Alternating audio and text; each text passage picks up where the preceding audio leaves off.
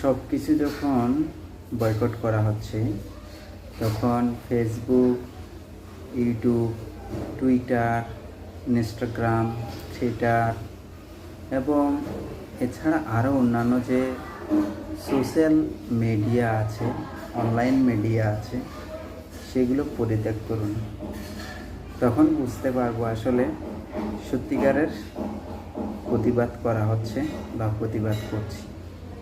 আমরা মানুষরা বুঝি না বা বোঝার চেষ্টা করি না, যার কারণে হুজুকি একটা আন্দোলন সৃষ্টি করি, তারপর মানুষের মধ্যে একটা হিংসামূলক চিন্তা ঢুকিয়ে দিই।